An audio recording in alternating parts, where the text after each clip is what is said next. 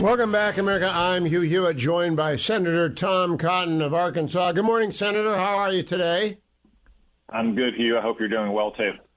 I am indeed. What did you make of last night's interview of Bret Baier of Kamala Harris?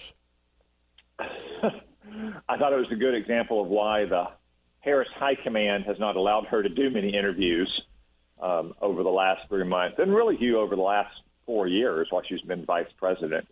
I thought maybe the most telling moment, Hugh, was when she just kind of looked at Bret Baier and said, "Come on, Bret, we both know what I'm talking about."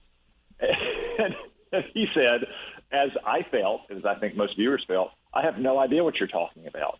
But it just kind of captures the fact that she doesn't just live in a blue bubble. It's not like she's just been surrounded by Democrats her whole life. I mean, some people maybe in union halls in Michigan could say that too. No, she's been surrounded by a deep navy midnight blue progressive bubble from San Francisco to Washington, D.C. And she can't imagine anyone who thinks differently. And this is why she's faltering so badly in the final days here on the campaign trail, is she was gifted a nomination that she could never win on her own, and that as the American people learn more about her and about her radical record and her radical plans for the future, they're turning back to Donald Trump because they want the peace and the prosperity that we had for 4 years with President Trump. Senator Cotton, I got a lot to cover with you, but let's talk about polls for a second. In 7 of the last polls of the state of Michigan, Donald Trump is ahead. In 7 of the last polls in Pennsylvania, Donald Trump is ahead. In the most recent 3 polls in Wisconsin, it's tied. In the 4 before that, Donald Trump was ahead in 2 and Kamala Harris was ahead in 2. Those 3 states are everything. What do you see going on, and what do the internals, which you have access to, tell you? Well, here, I think it's an example. What's happened the last 2 elections as well, Donald Trump has closed very strongly. He's very active on the campaign trail. He's out doing rallies. He's doing interviews. He's reminding people of how good they had things when he was president the last time and how bad things have been under Joe Biden and Kamala Harris. One difference between this election and those last 2, to borrow from Yogi Berra, is it gets late early these days. Huh. In most presidential campaigns on October 17th, you're still going to have 1, maybe even 2 more debates. So there's still big events in most presidential campaigns at this stage. But the last debate was on September 10th. So Donald Trump entered his final kick much earlier. And again, as you saw in 2016 and saw in 2020, he is closing very strong. And again, the American people remember what it was like with President Trump in office. You had very low unemployment. You had notably rising wages for working class Americans. You had stable prices, a secure border, and you had peace and stability around the world. With Joe Biden and Kamala Harris, everything has gone to hell in a handbasket. And I think that's why you see the polls continue to tighten in those states where he was behind by a little bit, and in places like Georgia and Arizona where he continues to grow his lead. Look, it's going to be a tight race. That's why he's working so hard and not taking any vote for granted. But in the end, I'm confident that President Trump is going to win. I think the path to Electoral College victory for Kamala Harris is getting narrower and narrower every single day, and I wouldn't be surprised if by Election Day that path is not even visible. I will be voting early, as will the Fetching Mrs. Hewitt, on Monday in Virginia, where you can do that. How does the early vote look to you, and have Republicans heard the word bank the vote? Yeah, so I think sometimes people can make too much of the early vote. I mean, there are certain inferences that can be drawn, but I don't think we should get carried away one way or the other, either celebrating an early vote or commiserating it. What I would simply say to all your listeners who are going to go out and vote for Donald Trump or vote for great Senate candidates like Bernie Moreno, where I was last weekend, and Dave McCormick in Pennsylvania, where I will be this weekend, go ahead and early vote. Cross that off your list. I know that for some people, it's a rite of passage to go on Election Day. I understand. But life can intervene. Maybe your kid gets sick. Maybe your mom gets sick. Maybe you're in a car accident. Maybe you have an emergency at work. Maybe you have a freak snowstorm in the north. Don't let life's contingencies interfere with this most vital election. Second, if you early vote, that gives you a chance to spend your time helping other people early vote. Maybe you have a mom or dad that's in a nursing home. Maybe you have neighbors who are shut in. Or maybe you have neighbors who just aren't that political. They don't think much about politics, but they trust you and trust your judgment, and they'll listen to you and listen to the case that you can make for Donald Trump and someone like Mike Rogers in Michigan. And third, this is a secret I'll let all your viewers in or listeners in on you. If you're tired of getting emails and text messages and pop-up ads about campaigns, the campaigns monitor who early votes, and every day they take your name off the list. So you won't get those emails and text messages and pop-up ads anymore at the early Amen. Senator, I think Bernie Moreno must like Senator Kennedy, more than you, because he's taking Senator Kennedy to war in Ohio tonight. I hope that you tell Senator Kennedy to mention Sunrise Pizza and the hot dog shop. But where did you go in Ohio with Bernie Moreno? Well, I've been all across Ohio with Bernie on my 3 trips, and I may be back. This most recent trip, we started out in Columbus, we went on to Zanesville, and we ended up in Marietta. And as you know, this is Trump country.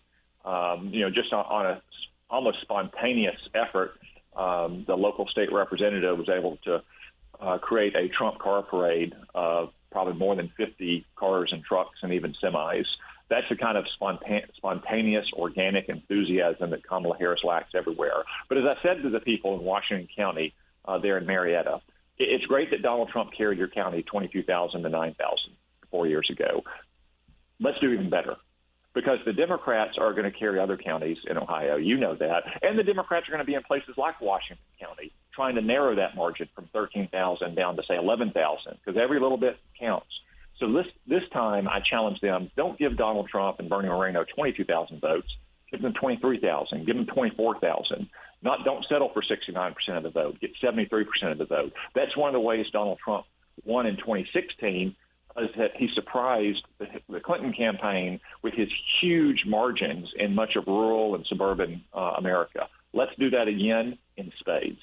Now, Senator, I have a question for you. After I watched the Kamala meltdown last night, I asked my ex-audience, we are obliged to consider, 1, that the vice president has terrible staff, 2, that the staff has a terrible candidate, or 3, both are true. What's your answer? Hugh, as we discussed last week, the bar from Chariots of Fire, you can't put in what God left out. I'm confident that the people on Kamala Harris' staff are the best and smartest political operatives on offer in the Democratic Party today. David Plouffe, for instance, he's a made man. He was the campaign manager for Barack Obama in 2008. Did they use the bubble wrap strategy with Barack Obama in 2008? No, of course not. Because Barack Obama, for all of his liberal views, was a skilled politician who could handle any setting, any format, any forum. If they thought Kamala Harris could handle tough interviews, and I don't even consider last night to really be a tough interview, Hugh. Brett Baer was just a fair interview, asking her about her own words in the past. If they thought she could do that, then they would be doing it. But it was not a tough interview. It was a fair interview. Can I break in here? If he wanted to be tough, you start out with, should boys play girls' sports? Because that's a 90-10 issue. And he didn't do that. He actually brought up her own words about transgender surgery for prison inmates. He didn't start with the hard one, but she wouldn't answer. It was totally fair questions. And look, I know some of the libs today are attacking Brett Baer. I just want to commend him for doing an excellent job. I know Brett. I respect him. I've had tough interviews with Brett. It's not like coming on with you, Hugh, who is, an avowed conservative, or certainly Sean Hannity, people who came up through conservative talk radio. Brett Baer is a reporter's reporter. I mean, he was a Pentagon correspondent, for goodness sake. 11 times to Afghanistan, 13 times to Iraq. Yeah. Yep. And again, it's like, it is a totally fair, if a unwelcome question for Kamala Harris, say, here you are in your own words saying that taxpayers should pay for prisoner sex change operations. Do you still believe that today? And she refused to answer that and almost every other question, to, again, at one point just saying, like, Brett, you know what we're talking about. Like you said reasonably, I don't know what we're talking about. No one knows what she's ever talking about, to be frank with you. Hopes and dreams, ambitions, and plans. It's all word salad. Let me get to the last key issue, Senator. It didn't come up last night, probably because it might have led to Kamala Harris saying, I haven't seen the letter. Tony Blinken and Lloyd Austin sent a threat letter to Israel yesterday. It was leaked yesterday that weapons will be cut off to Israel unless they hit like 40 different metrics. It was crazy. Why did they send that? Israel is at war for its life. Well, Hugh, you gave the reason earlier in this interview why they just threatened Israel with an arms embargo. It's because Donald Trump has led every poll in Michigan for the month of October. The Democratic Party is terrified of its growing anti-Semitic base, and they think it may cost Kamala Harris Michigan and therefore the election. That's one reason why they put more pressure on Israel over the last year than they have on Iran and its terror proxies. Israel has zero obligation to send aid into Gaza. Anything it sends into Gaza should be viewed as munificent charity. Like, we didn't have any obligation to send aid to Germany or Japan during World War II. But Kamala Harris and Joe Biden have consistently put more pressure on Israel than they have on Iran, partly due to their worldview, but partly due to their political coalition as well. It's shameful that the Democrats have allowed this festering and growing anti-Semitic element in their party, and that they're now continuing to cater to it, putting foreign policy in service of domestic politics. You know, I listen every day to our friends at the Commentary Pod, and they are puzzled by this, Senator. And let's close here. The Arab American vote has only been polled once by the Arab American Institute. 42% Trump, 41% Harris. There are many issues in the Arab American community. There are many types of American Arabs.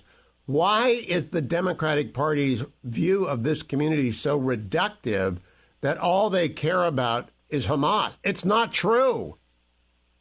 Yeah, of course it's not true, and it's kind of insulting to them as well. I mean, the Arab American community is diverse in itself.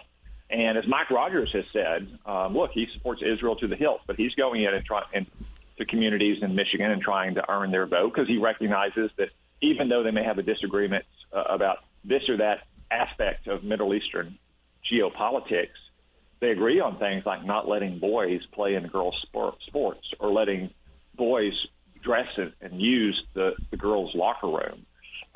They believe in strong families and strong communities. So Republicans aren't reductive in that way. It's the Democrats who are. Senator Tom Cotton, thank you. I know you are working almost around the clock to elect Donald Trump and other Republicans, and I appreciate that. Godspeed, press on, and I'll talk to you again next week. Don't go anywhere, America.